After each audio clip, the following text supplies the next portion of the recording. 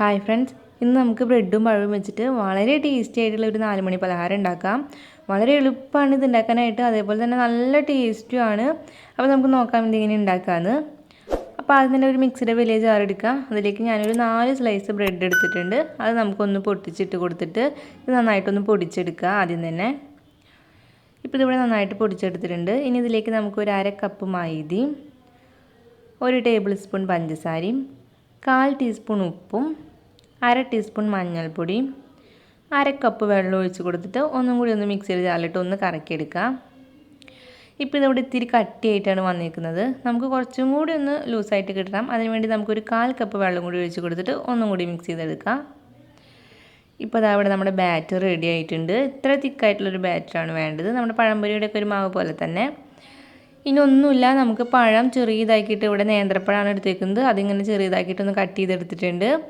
അപ്പോൾ ഓരോന്നെടുത്തിട്ട് നമുക്ക് മാവിൽ മുക്കി കൊടുത്തിട്ട് നേരെ ഓയിലിട്ട് ഫ്രൈ ചെയ്തെടുക്കുകയാണ് വേണ്ടത്. അപ്പോൾ നല്ല ചൂടായിട്ടുള്ള ഓയിലിലേക്കാണ് നമ്മൾ ഇത് ഇട്ട് കൊടുക്കേണ്ടത്. എന്നാലാണ് ചെറിയൊരു പോളയൊക്കെ പോലെ വരുള്ളൂ.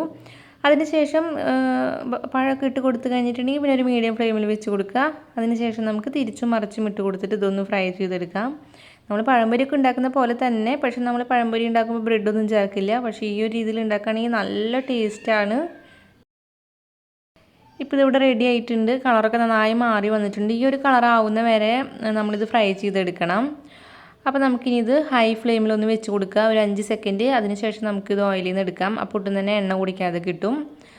അപ്പോൾ ബ്രെഡ് ചേർത്തുകൊണ്ട് തന്നെ പുറം ഭാഗം നല്ല ക്രിസ്പി ആയിട്ടും ഉള്ളിൽ നല്ല സോഫ്റ്റ് ആയിട്ടുള്ളൊരു സ്നാക്കാണിത്. ഇത് തണുത്ത് കഴിഞ്ഞാലും ചൂടോടെ കഴിക്കുകയാണെങ്കിൽ നല്ല ടേസ്റ്റാണ്, തണുത്ത് കഴിഞ്ഞാലും നല്ല ടേസ്റ്റാണ്. അപ്പോൾ ഇതേപോലെ നമുക്ക് ബാക്കിയുള്ള എല്ലാതും തയ്യാറാക്കി എടുക്കാം.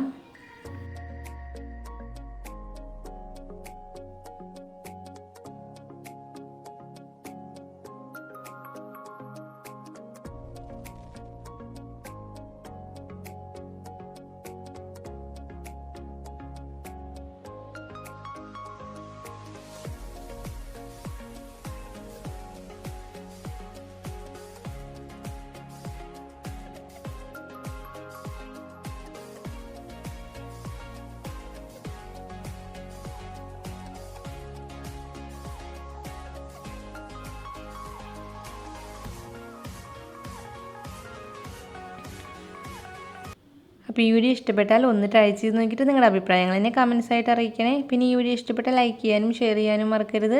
പിന്നെ ഈ ചാനൽ പുതിയതായിട്ടാണ് നിങ്ങൾ കാണുന്നതെങ്കിൽ പ്ലീസ് ചാനൽ ഒന്ന് സബ്സ്ക്രൈബ് ചെയ്യണേ. അപ്പോൾ ഇനി വേറൊരു വീഡിയോ ആയിട്ട് കാണാം. അതുവരേക്കും എല്ലാവർക്കും ബൈ.